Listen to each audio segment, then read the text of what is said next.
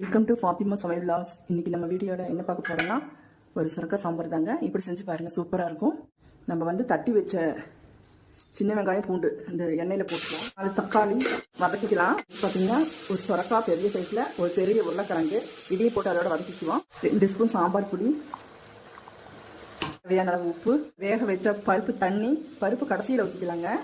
தண்ணி கொஞ்சம் புளிக்கரைசல் ஊற்றிக்கலாங்க. நான் சுரக்காய் பிஞ்சு காயாக இருக்கிறதுனால நான் வந்து பாத்திரத்திலேயே போட்டு வேக வச்சுக்கிட்டேன். உங்களுக்கு பாருங்க, காய் வெந்துருச்சு. அடுத்தது வேக வச்ச பருப்பு போட்டுக்கலாம். ஒரு தாளிப்பு கொடுத்துர்லாங்க. மல்லித்தலை இதில் அப்படியே போட்டுக்கலாம். கடுகு போட்டுக்கலாங்க. 2 பூண்டு 2 சின்ன வெங்காயம் போட்டு தாளிப்பு கொடுத்துடலாம். வெங்காயம் 2 மிளகாய், அவ்வளோதாங்க. ஃபைனலாக தாளிப்பு கொடுத்தாச்சு. கமகமன் ஒரு சுரக்காய் சாம்பார் ரெடி ஆயிடுச்சுங்க. குயிக் அண்ட் டேஸ்டியாக நீங்களும் இதே மாதிரி ட்ரை பண்ணி பாருங்கள். என்னுடைய சமையல் பிடிச்சிருந்தா ஃபாத்திமா சமையல் vlogsக்கு சப்ஸ்கிரைப் பண்ணுங்க, சப்போர்ட் பண்ணுங்க, பெல் ஐக்கானை கிளிக் பண்ணிக்கோங்க. தேங்க்ஸ் ஃபார் வாட்சிங். எல்லாருக்கும் நன்றி, வணக்கம்.